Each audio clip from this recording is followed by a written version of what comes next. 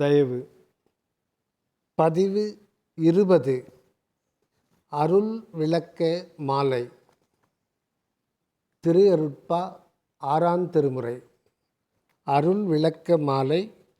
பாடல் எண் 46. திருச்சிற்றம்பலம்.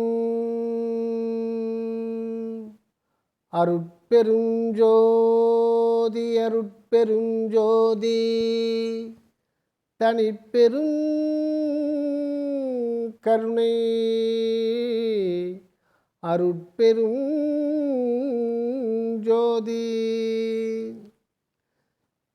தனிச்சிறியேன் சிறிதிங்கே வருந்திய போதனை தன் வருத்தம் எனக் கொண்டு தரியாது அக்கணத்தே. தனிச்சிறியேன் சிறிதிங்கே வருந்திய போதனை தன் வருத்தம் எனக் கொண்டு தரியாது அக்கணத்தே. பணிப்புறும் அவ்வருத்தமெல்லாம் தவிர்த்தருளி மகனே பயம் உனக்கென் என்று என்னை பரிந்தனைத்த குருவே. பணிப்புறும் அவ்வருத்தமெல்லாம் தவிர்த்தருளே மகனே பயம் உனக்கென் என்று என்னை பரிந்தனைத்த குருவே. இன்புறு நன்மொழி புகன்று என் முடிமிசையே மலர்கால் இணையமர்த்தி எனையாண்ட என் உயிர் நற்றுணையே. இனிப்புறு நன்மொழி புகழ்ந்து என் முடிமிசையே மலர்கால் இணையமர்த்தி எனையாண்ட என் உயிர் நற்றுணையே. கனித்தனரும் கனியே என் கண்ணே சிற்றவையில் கலந்த நடத்தரசே என் கருத்தும் அணிந்தருளே. கனித்தனரும் கனியே என் கண்ணே சிற்றவையில் கலந்த நடத்தரசே என் கருத்தும் அணிந்தருளே. அருள் விளக்க உரை. தயாநிதி சுவாமி சரவணானந்தா. மனிதன் உலகில் பலவிதமான இன்ப துன்பங்களை உற்று அவற்றில் பற்றுதலும் விடுதலும் கொண்டு வாழ்ந்தும் அருள் உண்மை பெருநிலையை பெறாததால் முடிவில் மடிவுறுகின்றான். அம்முடிவை நினைக்கும் போதுதான் அச்சமும் நடுக்கமும் உண்டாகின்றன.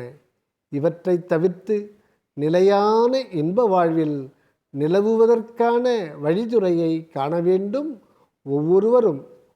அந்த வழித்துறையை காட்ட வல்லவர்தான் சர்க்குரு எனப்படுவார்.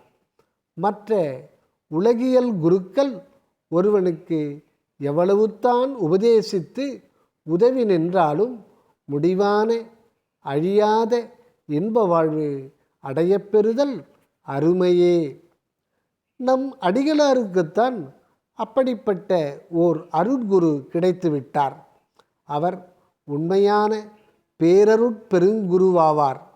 அவர் இடையராது அகத்திருந்து கொண்டு தக்க தருணங்களில் புறத்தில் வந்து சூழ்ந்தும் உதவி புரிகின்றவர் ஆவார்.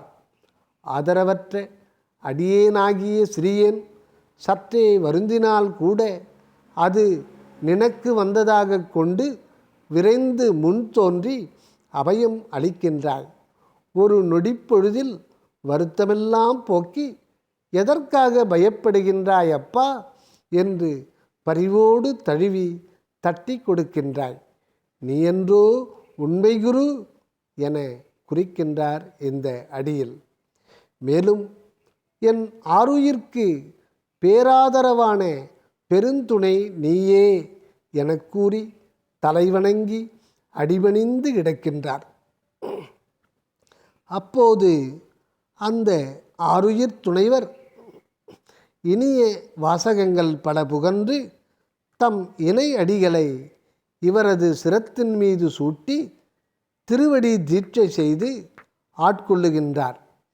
இந்த திருவடி தீட்சையின் உண்மை யாதெனில், ஒரு குரு தன் சீடனுக்கு உபதேசிக்கும் முறையில் முக்கியமான ஒன்றாகும். இதில் குரு தனது பாதங்களை சீடனுடைய தலையில் தீண்டும்படி அமர்த்தி கொண்டு தன் உள்ளக்கருத்தையும் அந்த இணையடி பரிசத்தையும் சிந்தனையிலின்று விலகாத வண்ணம் பிரயோகித்தலாம். இது அம்மாணவனுக்கு பெருந்துணையாய் பொருந்தி நின்று இன்பத்தை வழங்குமாம். அருட்ஜோதிபதியே நம் அடிகளார்க்கு இந்த திருவடி தீட்சையை செய்து ஆட்கொண்டு விட்டிருந்தார். திருவொற்றி ஆலயத்தில் ஓர் இரவு ஓர் இடத்தில் படுத்து கிடந்தார் நம் அடிகளார். அப்போது ஒரு பெரியவருடைய பாதங்கள் இவரது தலையை இடித்து கொண்டிருந்தது. பெரியவர் உணராது இப்படி செய்துவிட்டார் என்ற எண்ணத்தில் சற்று தள்ளி சென்று படுத்தார் நம் ராமலிங்கர். சற்று நேரத்தில் மறுபடியும் அங்கும் அந்த பெரியார் தம் காலை இவரது சிரத்தின் மேல்பட வைத்து கொண்டிருந்தார். அப்போது இவர் அந்த பாதத்தை சற்று தள்ளி வைக்க முயன்றார். அது சமயம், அவ்வளவு உரிமை எனக்கில்லையோ அப்பா, அவ்வளவு உரிமை எனக்கில்லையோ அப்பா என்று கூறி மறைந்து விட்டார். அதுவே அருளாளனின் திருவடி தீட்சையாக பொருந்திவிட்டது நம் அடிகளார்க்கு. அதுவே நற்றுணையாக விளங்கி எல்லா நலனும் தந்து வாழ்வு பெற செய்துவிட்டதாம். மேலும் நன்கு கனிந்த அருட்கனியாக போற்றுகின்றார் ஈற்றடியிலே. சிற்றம்பலத்திலே திருநடம் புரிகின்றதை காணற்கான அருட்கண்ணாகவும் குறிக்கின்றார். இங்கு சிற்றபையில் கலந்த நடத்தரசே என்கின்றார். இதில் குறிக்கப்படுவது அதீதமான கடவுள் உண்மையே ஆகும். சிற்றம்பலம் வேறு, அதில் விளங்கும் ஆண்டவர் வேறு என இரண்டு இல்லையாம், அத்துவிதமே ஆக உள்ளதாம். அந்த உண்மை நிலையிலே அனுபவப்பட உள்ளது நாமே பதியோடு இரண்டற்று இலங்கும் அத்துவிதானந்த பொருளே ஆகும். இப்படி கலந்து நிற்கும் உண்மையை அனுபவபூர்வமாக வழங்குவித்தல் பொருட்டே அருட்சக்தியை உலகெல்லாம் தழைக்க விட்டு முடிவில் அதனை கொண்டே கண்டுகொள்ளச் செய்கின்றார் அருட்பெருஞ்சோதி ஆண்டவர். இக்கருத்தை உணர்த்தவே இந்த பா இசைத்து என் கருத்தும் அணிந்து அருளே என வேண்டிக் கொள்ளப்படுகின்றதாம். அடுத்து பாடல் எண் 47. திருச்சிற்றம்பலம். ஒரு மடந்தை வலிந்தணைந்து ஒரு மடந்தை வலிந்தணைந்து கலந்தகன்ற பின்னே உளம் வருந்தி என் செய்தோம் என்று அயர்ந்தபோது பெருமடம் சேர்ப்பில்லாய் என் கெட்டது ஒன்றுமில்லை நம் பெருஞ்செயல் என்று என்னை தேற்றி பிடித்த பெருந்தகையே. திருமடந்தை மாறிருவர் என் எதிரே நடிக்க செய்தருளி சிறுமையெல்லாம் தீர்த்த தனிச்சிவமே. கருமடம் தீர்ந்தவரெல்லாம் போற்று மணிமன்றில் காட்டு நடத்தரசே. என் பாட்டும் அணிந்தருளே. ஒரு மடந்தை வழிந்தணைந்து கலந்தகன்ற பின்னே உளம் வருந்தி என் செய்தோம் என்று அயர்ந்த போது பெருமடம் சேர்ப்பில்லாய் என் கெட்டது ஒன்றுமில்லை நம் பெருஞ்செயல் என்று என்னை தேற்றி பிடித்த பெருந்தகையே. திருமடந்தை மாறிருவர் என் எதிரே நடிக்கச் செய்தருளி சிறுமையெல்லாம் தீர்த்த தனிச்சிவமே. கருமடம் தீர்ந்தவரெல்லாம் போற்று மணிமன்றில் காட்டு நடத்தரசே. என் பாட்டும் அணிந்தருளே. அருள் விளக்க உரை. புறத்தே தோற்றியுள்ள பிரபஞ்சம் மாயை எனப்படும். மாயை என்றால் அனித்தியமானது, உதித்து விளங்கி மறைகின்ற தோற்றமுடையது. உண்மை ஒன்றாய் இருக்க அதற்கு மாறாக காணப்படுவதுமாம். ஆன்மாவுக்கு உண்மையான அருளனுபவம் உண்டாகும் வரை அது இந்த மாயா உலகில் புலன் வழியே சென்று சென்று உழன்று உண்மை இன்பம் காணாது மீண்டும் மீண்டும் சுற்றி கொண்டே இருக்கும் இந்த கருமாயப் பெருங்கடலில். இந்த உலக மாயை முற்றும் திரண்டு உருவாகிய பிண்டம் இந்த மனித தேகமாகும். இந்த உடல் பெண்ணின் சாரமாய் உள்ளதாம். அதனால் பெண்ணுருவே மாயை என்று விசேடித்து குறிக்கப்படுகின்றது. அதனை மாயை என்று அறியாமல் மிகு இச்சையால் கூடி கழித்து அவதிப்படுகின்றது மாந்தரினம். அதில் அறிவும் அடக்கமும் பண்பும் உடைய மக்கள் உண்மையை அறிந்தும் அறியாமலும் இயற்கையின் துண்டுகோலுக்கும் நியதிக்கும் வசப்பட்டு இல்லறம் என்னும் திரைக்கு பின் மாயையின் கூட்டு வாழ்க்கையை நடத்துகின்றார்கள். அதில் அறிவும் அடக்கமும் பண்பும் உடைய மக்கள் உண்மையை அறிந்தும் அறியாமலும் இயற்கையின் துண்டுகோலுக்கும் நியதிக்கும் வசப்பட்டு இல்லறம் என்னும் திரைக்கு பின் மாயையின் கூட்டு வாழ்க்கையை நடத்துகின்றார்கள். உலகுக்கு இது குற்றமற்ற வாழ்வாகவே உள்ளதாம். இந்நெறியில் தவறி பிறன்மனை விழைதல் பெருங்குற்றமாக கொல்லப்படுகின்றது. மாயையின் சம்பந்தம் நீங்கி துறவு மேற்கொண்டு வாழ்வது சிறப்பாகவும் கொள்ளப்படும். இந்த துறவரத்தார் மாயா சம்பந்தமின்றி அதி ஜாக்கிரதையாக இருக்க வேண்டும் என்பது உலக வழக்கு. ஆனால் இந்நெறியில் செல்லுவோர் ஆரம்பத் தசையில் எவ்வளவு ஜாக்கிரதையாயிருப்பினும் இயற்கையின் விளைவால் சில சமயம் இன்னலடைய நேருவது உண்டாம். சுக்கிலப்பையில் சேரும் இந்திரியம் தேவையான அளவுக்கு சற்று அதிகரித்து உட்சார முடியாமல் ஆபாச நிலை அடையும் போது வெளிப்பட முனைகின்றதாம். இல்லறத்திருப்போர் செயற்கை முறையில் நிவர்த்தி பெற்று விடுகின்றனர். துறவறத்தில் முன்னேறத் தொடங்கியவர்களுக்கு இயற்கையே ஒரு வழி செய்துவிட நேருகின்றதாம். அதுதான் கனவு வழி. இது இவர்களின் நல்ல பழக்கத்தால் விரைவிலே நின்றுவிடும். இல்லறத்தில் அப்படியல்ல, தொடர்ந்து கொண்டிருக்குமாம். நம் ராமலிங்கர் குற்றமற்ற நல்ல ஒழுக்க சீலர், எவ்வளவோ கட்டுப்பாடுடையவர். பருவத்தே குற்றம் குறைகள் தோன்றா வண்ணம் திருவருளாலே கட்டுப்பாட்டில் இருந்து வந்தவர். பெண் இனத்தை தீண்டாதவர்.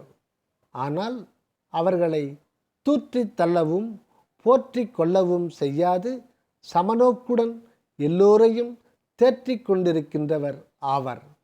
அருள் அனுபவத்தில் எவரும் தானாய் அறிந்து அவர்களை நல்வழிப்படுத்தவே அவர்களின் குறையை நேரடியாக எடுத்து கூறாது தன்னதாகவே கூறியுள்ளதை பல பாக்களில் காணலாம்.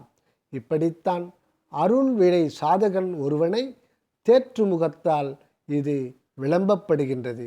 உண்மையில் அம்மாதிரி குறைபாடு நம் பெருமானுக்கு நேர்ந்ததே இல்லை. மேற்படி சாதகன் ஆதியில் இந்திரிய பெருக்கால் சிறிது அவத்தையுற்று இயற்கை முறையில் கழியவும் பெற்றான் என கொள்ளக்கூடிய வகையில் இந்த அருள் விளக்க பாடலின் முதலடியில் குறிக்கப்பட்டுள்ளதாம். இதற்கு தத்துவ முறையில் வேறு விதமாகவும் பொருளாக்கி கொள்ளலாம்.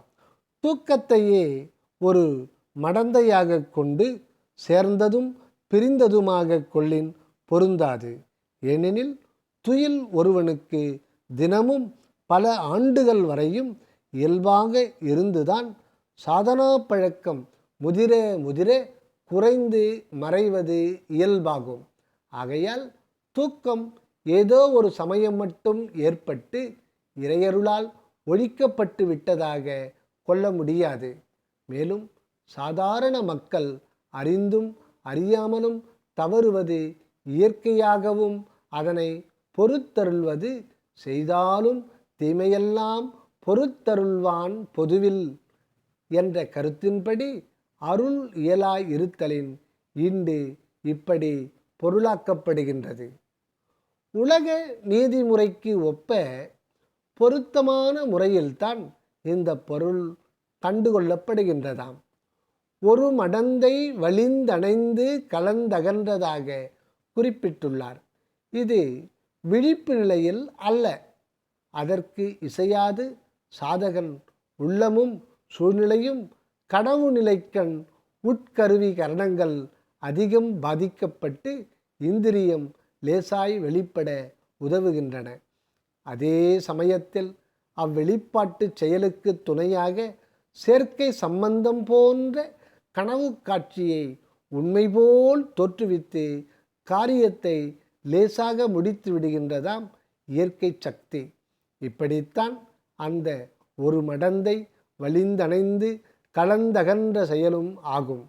இச்செயல் முடிந்ததும் அடுத்த நொடியில் விழிப்பும் வர கனவில் ஏற்பட்டது பெருங்குற்றமாக தோற்றி மனத்தை வருத்துகின்றதாம்.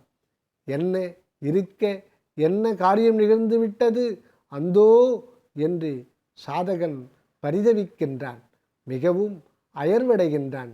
அச்சமயத்தில் அருட்பெருந்தகை எழுந்தருளி ஆறுதல் அளிக்கின்றார்.